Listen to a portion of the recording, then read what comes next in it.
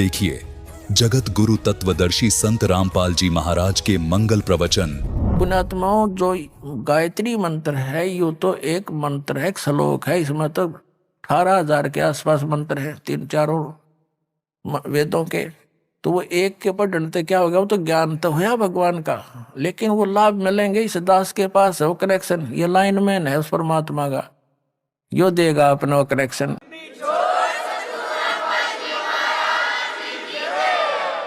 उसके लिए बताते हैं, अजपा जाप जपो निस्वास रे, जीत चलो जम जंग रे, गरीबदास दर्शन देवा के देख बोया चतवंग रे।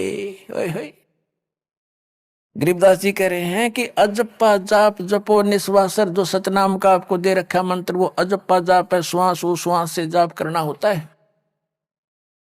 और जीत चलो जम जंग रे, इस काल के साथ ये युद्ध जीत चलो इस सतनाम के हथियार से। और गरीबदास दर्शन उस परमात्मा के देख के होया मन चत भंग रे। कहता मैं तो आश्चर्य में पड़ गया, भगवान कोई और था, हम मान किसको रहे थे। तो पुण्यात्माओं, इसमें कहा कि मन मान सरोवर गंग रे, जहां का बिछड़ा तहां मिलाऊं, पल पल पर सुनो शब्द पर संग रे। कि आप इस नमक की मार्केट के बोरों में, बोरियों में, और उस बूरा की मंडी को छोड़कर आ गए नमक के मंडी में। यहां आप बूरा का जो है टेस्ट खोज रहे हो, ये उसी मार्केट में ले चलूंगा आपको जहां पर वो टेस्ट आपको प्राप्त होगा, वो सर्व सुख प्राप्त होगा। इस दास के पास वो ओरिजिनल साधना है, इसको ग्रहण करो, अपना कल्याण कराओ। सत साहिब, सत साहिब।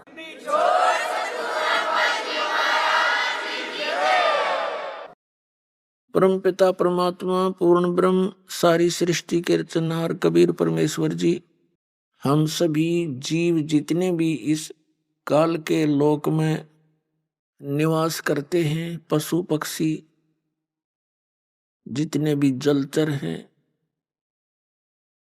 और मानव हैं, देव हैं, ये सभी आत्माएं उस परम अक्षर ब्रह्म, उस कबीर भगवान की है। वो कबीर परमात्मा कौन है? जिनके गुण वेद भी गाते हैं, जिनकी महिमा कुरान शरीफ भी बतलाती है, जिनकी महिमा प्रत्यक्ष दृष्टा संतों ने भी की हुई है। वो कौन है? अनंत कोटि ब्रह्मांड का एक रति नहीं भारे, सतगुरु पुरुष कबीर हैं कुल के सिरजनहारे। हम सुल्तानी नानक तारे दादू को उपदेश दिया, जात जुलाहा भेद न पाया, वो काशी माहे कबीर हुआ। जुलाहा कबीर, दानक कबीर, ये परम अक्षर ब्रह्म है। पुण्यात्माओं, हम परमात्मा की परिभाषा का कैख है भी नहीं समझ सके आज तक, जब तक ये तत्व ज्ञान हमें प्राप्त नहीं हुआ था। हमें ये तत्व ज्ञान हिंद संत ऋषि महर्षि आचार्य शंकराचार्य जो भी भगवान की सतिथि बताते, हम सहर्ष स्वीकार कर लेते थे। पुण्यात्माओं के आंखों में आंसू आते थे भगवान की चर्चा सुनकर,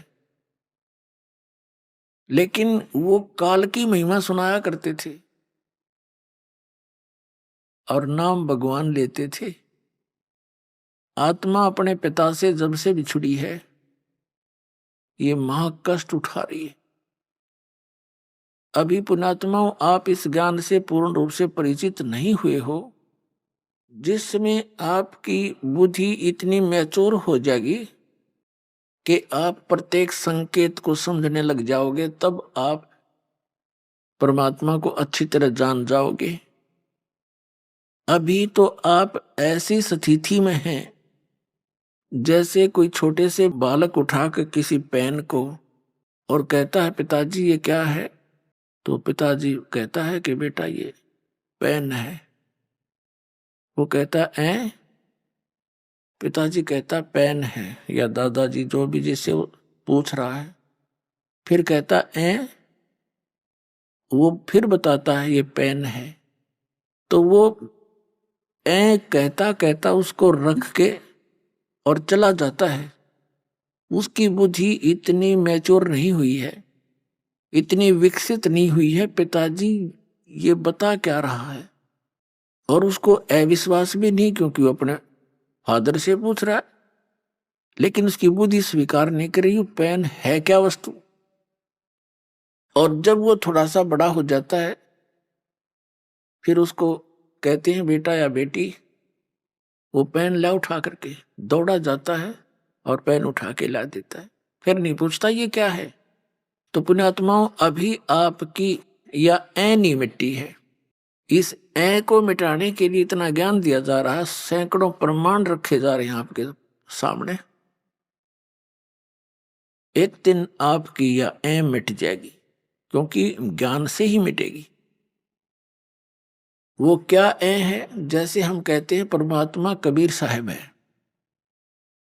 आप सभी स्वीकार करते हो क्योंकि प्रमाण गणे दे दिए। फिर हम बताते हैं कि ये लोक यहां रहने का नहीं है,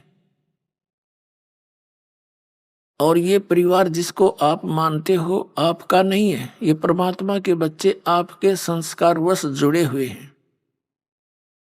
और जो संपत्ति, जो घर मकान कोठी बंगले तुम बनाए बैठे हो, ये आपके नहीं है। लेकिन आप अस्वीकार भी नहीं करते। दास बोल रहा है क्योंकि आप मेरे शब्द के बच्चे हो, जिसे नाद के कहते हैं।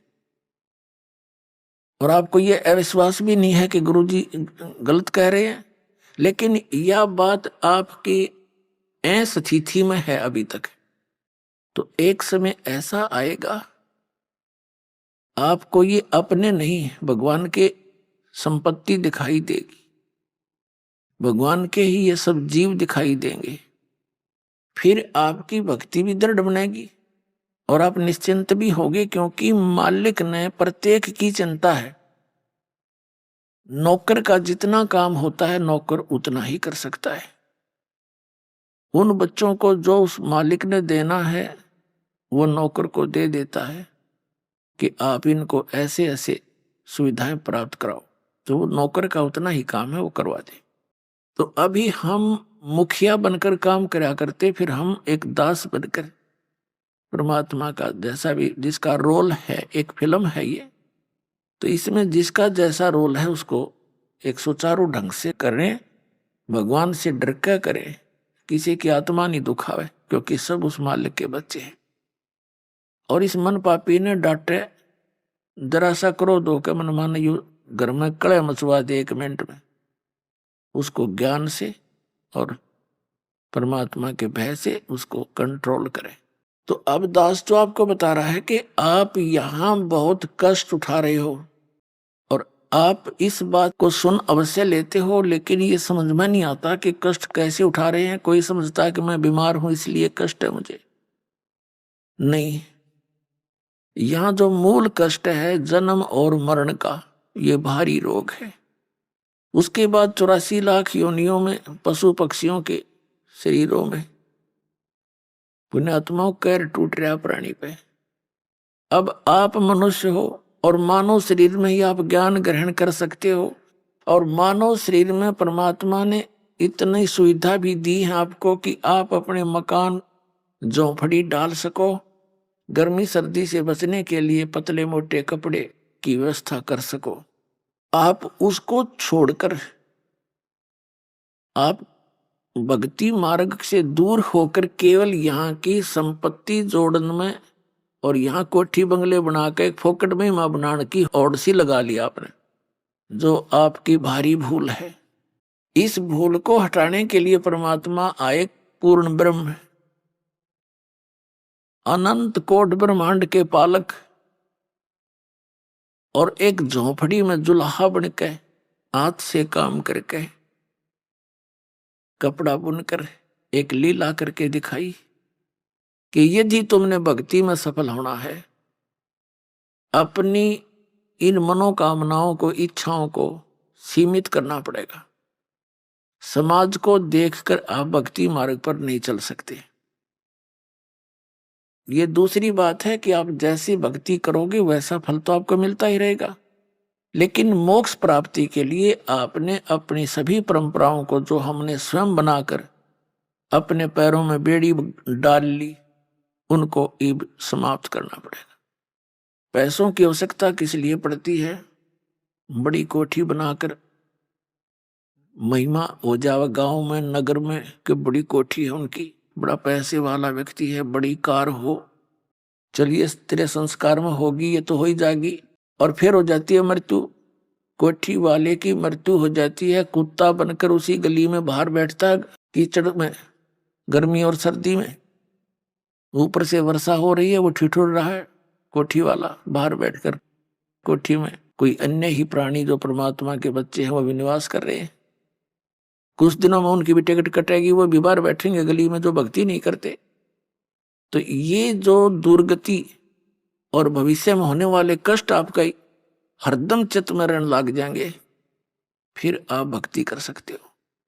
ये जो दास आपको बता रहा है, क्योंकि सत्संग जो है एक ऐसा सामूहिक शिक्षा स्थल है जिसमें पहली कक्षा के बच्चों के लिए भी कुछ ज्ञान बताया जाता है, दूसरी के भी, तीसरी के भी है, मैट्रिक वालों को, 10वीं कक्षा वालों को, बीए वालों को, एमए वालों को, यानी अंतिम पढ़ाई वालों को भी हिंट दिए जाते हैं।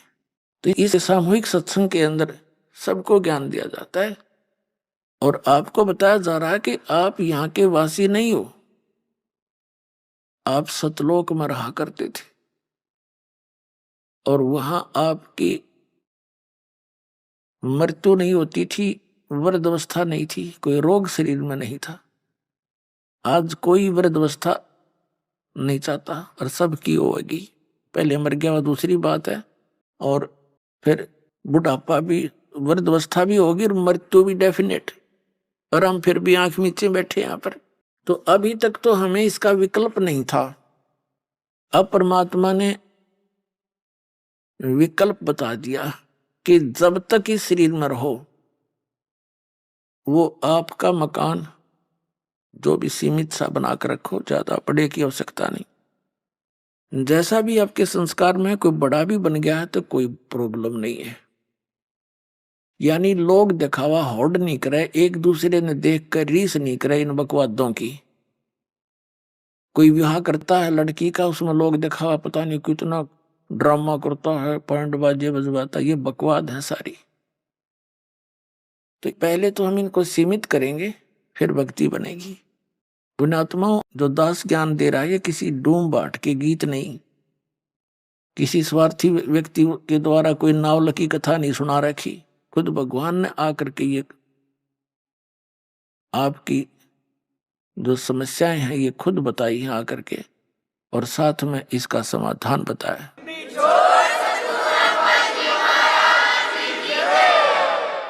और आप जी ने बहुत दिन हो गए यहाँ कष्ट उठाते ने। अब परमात्मा कबीर जी पिता हैं हम सबके, और आपके दुख को देखकर वो स्वयं दुखी रहते हैं। आपने गलती अवश्य कर दी, और जैसे एक सेब खराब हो जाती है, सेब विक्रेता को वो सेब बहुत प्यारी होती है, उसको पता है कितनी कीमती है, लेकिन खराब होने के बाद उसके पास कोई विकल्प नहीं है, उसको बाहर फेंकना ही पड़ता है। तो पुण्यात्माओं, हम उस सतलोक में रहने के लायक रहे नहीं थे, इसलिए परमात्मा ने हमें बाहर फेंकना पड़ा कि ये औरों को खराब ना कर दे। तो अब वो कितने दयालु हैं कि शायद इनकी बुद्धि ठिकाने आ गई हो, इतने कष्ट उठा करके अब मान जा मैं अब भी सीने के लगाकर सतलोक ले जाऊंगा अपने बच्चों को, वहां कभी दुख नहीं होगा, कभी मृत्यु नहीं होगी। तो इसके लिए बताते हैं, यहाँ जो परमात्मा स्वयं आए थे एक झोपड़ी में रहा करते, घास फूस की छत बना के, लकड़ों के टांग के, और उसमें 120 वर्ष रहे और सारी सृष्टि का पालन करते थे। वो सारी सृष्टि के पालक हमें ये दिखाने के लिए कि यदि तुमने मोक्ष चाहिए, ये बकवाद छोड़नी पड़ेगी, समाज को नहीं देखना होगा, एक दास बनकर रहना होगा। एक गणेश सेठ की, वैसे तो भक्ति के लिए चाहे सेठ भी है, भक्ति वो भी कर सकता है जैसे धर्मदास जी थे, लेकिन मर्यादा के अंदर रहकर ही भक्ति की उन्होंने। तो वो परमात्मा हमें इसलिए दिखाने आते हैं कि भाई तुम ऐसे विश्वास करके देखो जैसे परमात्मा ने एक रोल कराया। एक बिल्कुल निर्धन व्यक्ति, हैंड टू माउथ, कपड़ा जैसे रेजा कपड़ा बनाया करते थे, कपड़ा बन गया, और जो मेहनताना उनको मिला उसमें से एक परिवार का भी पोषण किया। परिवार कैसा था परमात्मा कबीर जी का? उनकी कोई पत्नी नहीं थी, उनके कोई माता पिता नहीं थे, उनके कोई बालक नहीं थे, क्योंकि हमारे को आज तक परमात्मा का ज्ञान प्राप्त ही नहीं हुआ। हमने श्री राम, श्री कृष्ण, राजा दशरथ के पुत्र, इन राजाओं की ऐद और भगवान बना करके केवल इनकी कथाएं सुनी थी। जो परमात्मा की कथा हमारे सदग्रंथ बताते हैं, वेद सबसे प्रमुख माने गए हैं। तो जो भगवान लीला करता है, जो उसके गुण हैं, वो वेदों में वर्णित है, और वो वेदों में वर्णित जो लीलाएं हैं वो केवल कबीर देव ने, कबीर साहब काशी वाले धानक जुलाए ने कर रखी है। इस विश्व में किसी महापुरुष की ऐसी लीला नहीं जो वेदों से मिलती हो। तो कबीर परमात्मा है, पूर्ण ब्रह्म है, सत्य पुरुष है। तो ये परमात्मा को परमात्मा सिद्ध करने के लिए इतने प्रमाण आपके समक्ष बताए जाते हैं। उनका